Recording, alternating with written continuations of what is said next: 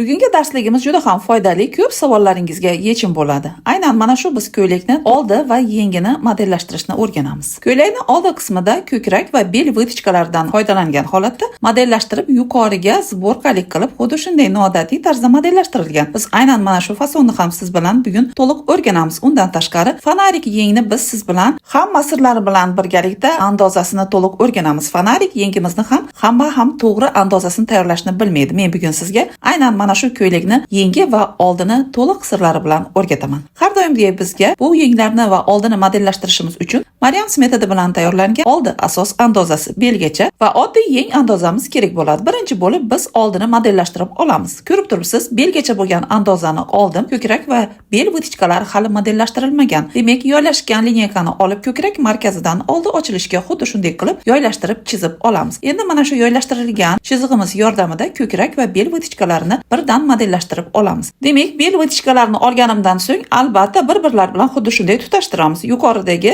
gorizontal ko'krak vitichkalarini ham modellashtirib bir-birlari bilan tutashtirib yotdim. Oldiga ochilgan birinchi yoylashtirib chizgan aynan mana shu liniyalarimiz yuqoriga ochildi. Demak, yelka tarafdagi bo'laklarni bir nechta bo'lakka gorizontal bo'laklarga bo'lib raqamlab olishimiz kerak bo'ladi. Bu aynan zborka hosil qilishimiz uchun. Gorizontal chizib olgan bo'laklarimizni oralarini 4 sm dan ochdim. Siz ham xuddi shunday qilib chizib ochib olishingiz kerak bo'ladi. Yumshoq matolarda bundan ham ko'proq ochsangiz ham bo'ladi. Bu joylarni xohlasangiz skladka yoki zborka holatida ham bemalol oldingi bo'lakka qo'shib tiksangiz bo'ladi. Ustidan plyonkani qo'yamiz. Yangi formadagi andozamizni ko'chirib olishimiz kerak bo'ladi. Xuddi shunday qilib men qanday ko'rsatgan bo'lsam, bir xilda siz ham plyonkaga ko'chirib olasiz. Shu bilan bizni oldi andozamiz tayyor bo'ladi. Aytib o'tganimdek, oraliq masofalarni agar siz skladka qilmoqchi bo'lsangiz, har bir 4 sm qo'yilgan joyga natsechka berib olishingiz kerak bo'ladi. Aynan mana shu 4 sm joylarini skladkalik qilib taxlasangiz ham bo'ladi yoki bo'lmasa, xuddi rasmda ko'rsatilgandek o'zingizni xohishingizga qarab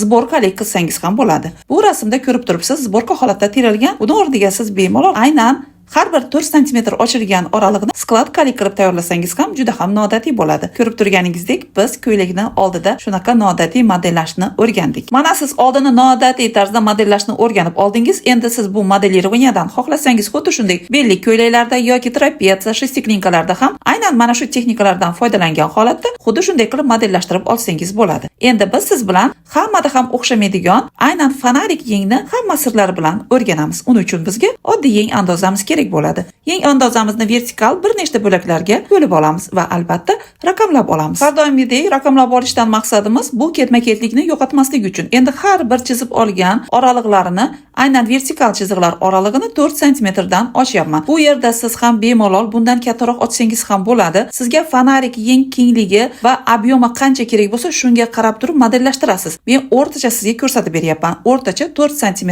dan yuqori va pastki qismida bir xilda qilib har bir bo'lakni ochdim. Endi yuqorisiga ahamiyat berasiz. Yengni yuqori qismidagi aynan sizda o'xshamay qoladigan joyi bu obyom uchun yengga qo'shimcha pribavka bermaysiz. Ya'ni men bu yerda 4-5 sm yuqorisiga pribavka beryapman. Ya'ni bu aynan fanarik bo'lib ishib turishi uchun. Bu eng kamida 4-5 sm. Siz bundan ham kattaroq qo'shishingiz mumkin. 10 sm gacha bemalol qo'shsangiz bo'ladi. Agar sizga matolaringiz qattiq bo'lsa, fanarik formasini ushlab turadigan matoda ishlayotgan bo'lsangiz, demak siz aytib o'tganimdek 10 sm gacha yuqorisiga obyom qo'shishingiz mumkin. Men bu yerda 4-5 sm o'rtacha matoda ko'rsatib beryapman. Eng kamida 4-5 sm siz obyom qo'shishingiz kerak bo'ladi. Plyonkaga mana fanarik yeng andozasini to'liq ko'chirib olamiz. Mana shu yengda siz albatta modellashtirib tikib ko'rsangiz, sizni ham fanariklaringiz juda ham o'xshab chiqadi. Bu fanarik yeng aytib o'tgandek mana shu ko'ylakda ko'rsatilganchalik obyom, ya'ni obyomning kengligi ham xuddi shunday bo'ladi. Agar sizga bundan ham kattaroq va uzunroq yenglar kerak bo'lsa,